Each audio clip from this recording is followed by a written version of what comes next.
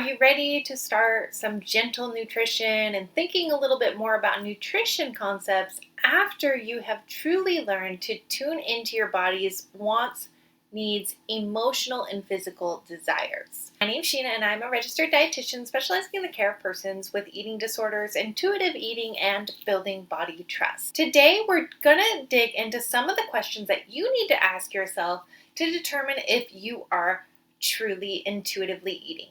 And we are going to utilize the 10 basic principles of intuitive eating to do this, but mapping it out in a very clear and simplified way. So grab a pen and paper if you want to just jot down if you're doing these things, not doing these things, and where you might want to see some changes with food, nutrition, and your body. But principle number 1, rejecting the diet mentality. Have you unfollowed diety accounts on your social media? Refuse to participate in weight and diet talk. Next principle, honoring your hunger. Are you honoring your hunger even if you feel like it's emotional hunger over physical hunger?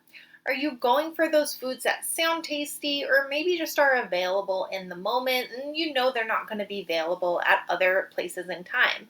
Are you going for those foods guilt-free and without anxiety? Have you broken up with any ritualistic meal or snack patterns, such as I must have lunch by 1 p.m. and it can only be X amount of calories? Number 3, are you making peace with food? Are you allowing yourself unconditional permission to eat? This also includes guilt-free eating. So even if you're consuming it at any quantity, you're not reprimanding yourself at the end of that meal or snack. Can you easily identify your inner critic from diet culture that gives you specific rules and regulations around food and dismiss these? Next principle, challenging the food police. This is your negative internal dialogue.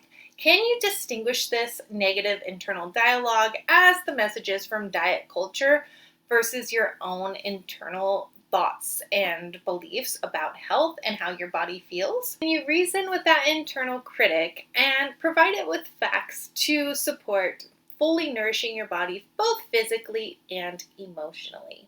The next principle, discover the satisfaction principle. Are you getting pleasure from eating? Do you slow down and enjoy your food, or does that food feel urgent? Stop to notice things like the taste, texture, and aroma of the food.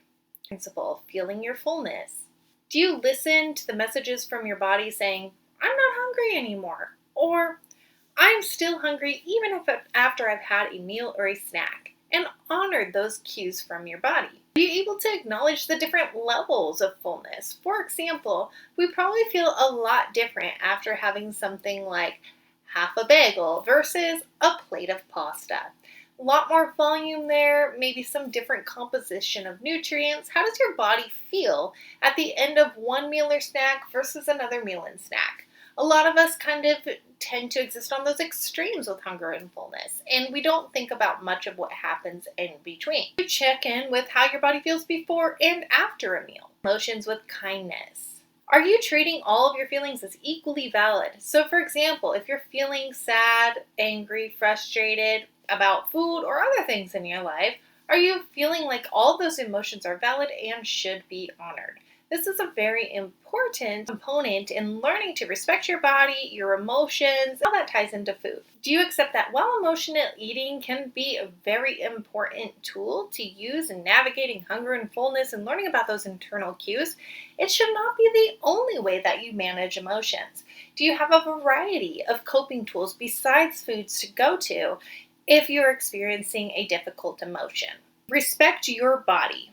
Do you accept your genetic blueprint? Are you constantly trying to lose weight or shed some extra pounds on the newest diet trend? Do you reject that thin bodies are better or morally or more healthy than fat bodies? Do you honor and respect your body, treat it with kindness, and nourish it appropriately even if you don't love every part of your body? Principle number 9, feeling the difference in movement. Do you move because you enjoy the practice of moving, recognize the energy and mental stamina that it gives you? Or do you move to punish your body? Do you move primarily because you recognize the benefits mentally and physically for your body? Or do you move because you would like to change your appearance, such as losing weight or bulking up? Would you still be doing exercise if it was guaranteed that you could not change your body by doing the exercise? I really encourage you to reflect on all of these different questions regarding how you feel about food and your body before moving into something like gentle nutrition, where we're actually looking at the nutritional components of food and how to incorporate these in our diets.